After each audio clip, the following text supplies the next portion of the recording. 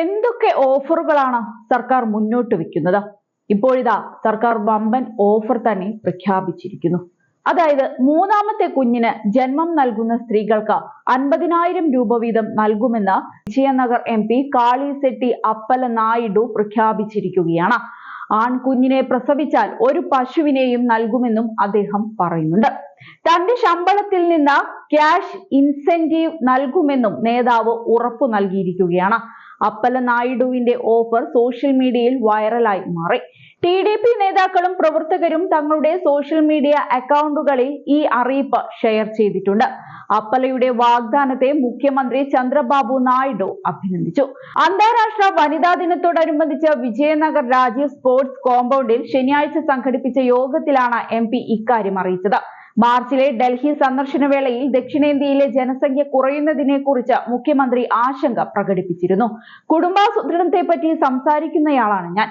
എന്നാൽ ഇപ്പോൾ എന്റെ കാഴ്ചപ്പാട് മാറി. ജനസംഖ്യ വർദ്ധിപ്പിക്കാനാണ് ഞാൻ ഇഷ്ടപ്പെടുന്നത്. ജനസംഖ്യാപരമായ നേട്ടങ്ങളുള്ള രാജ്യമാണ് ഇന്ത്യ. ജനസംഖ്യാപരമായ പ്രശ്നങ്ങൾ കൈകാര്യം ചെയ്യാൻ കഴിഞ്ഞാൽ ഇന്ത്യൻ ജനതയും മികച്ചതാവും. ആഗോളതലത്തിൽ വിവിധ സേവനങ്ങൾക്കായി പലരും ഇന്ത്യക്കാരെയാണ് ആശ്രയിക്കുന്നത്. 2047 ശേഷം ആന്ധ്രാപ്രദേശിൽ യുവാക്കളെക്കാൾ കൂടുതൽ പ്രായമായവർ ഉണ്ടാകും. ജപ്പാനിലും ചൈനയിലും യൂറോപ്പിലെ പല രാജ്യങ്ങളിലും ഇത് ഇതിനകം സംഭവിക്കുന്നുണ്ട്. കൂടുതൽ കുട്ടികൾ ഉണ്ടാവുക എന്നത് നിങ്ങളുടെ ഉത്തരവാദിത്തം കൂടിയാണ്. വയോധികരുടെ ജനസംഖ്യ വർദ്ധിക്കുന്നത് ഒരു വെല്ലുവിളിയാണ്. യൂറോപ്പ്, ചൈന, ജപ്പാൻ എന്നിവിടങ്ങളിൽ ഈ പ്രശ്നം ഇപ്പോഴും നിലനിൽക്കുന്നുണ്ട്. ബീഹാറിലും UPയിലും ജനസംഖ്യ ഒരു പ്രശ്നമല്ല. ഇന്ത്യക്ക് ജനസംഖ്യാപരമായ നേട്ടമുണ്ട്.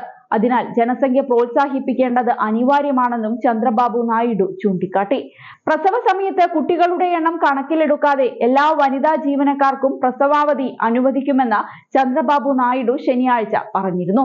അന്താരാഷ്ട്ര വനിതാ ദിനത്തോടനുബന്ധിച്ച് പ്രകാശം ജില്ലയിലെ മാർക്കപ്പൂരിൽ സംഘടിപ്പിച്ച പരിപാടിയിലാണ് അദ്ദേഹം ഇക്കാര്യം അറിയിച്ചത്. മുൻപ് പ്രസവാവധി 2 കുട്ടികൾക്കായി പരിമിതപ്പെടുത്തിയിരുന്നു. ഇപ്പോൾ ഞങ്ങൾ എല്ലാ കുട്ടികൾക്കും എണ്ണം കണക്കിലെടുക്കാതെ പ്രസവാവധി നീട്ടുകയാണ്.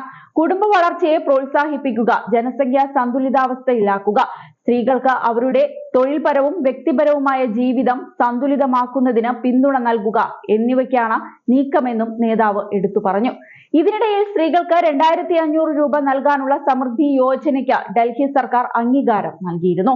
ആം ആദ്മി പാർട്ടിയുടെ 2,100 രൂപ വാഗ്ദാനത്തെ മറികടന്ന് ഡൽഹി നിയമസഭാ തിരഞ്ഞെടുപ്പിൽ സ്ത്രീകൾക്ക് പ്രതിമാസം 2,500 രൂപ നൽകുമെന്ന് BJP വാഗ്ദാനം ചെയ്തിരുന്നു.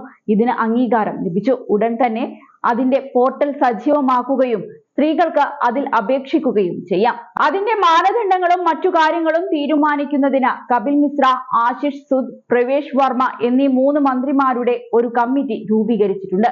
എല്ലാവരെയും ഞാൻ അഭിനന്ദിക്കുന്നുവെന്നാണ് ഡൽഹി മന്ത്രി മൻജിന്ദർ സിംഗ് സിർസയെ പറഞ്ഞത്.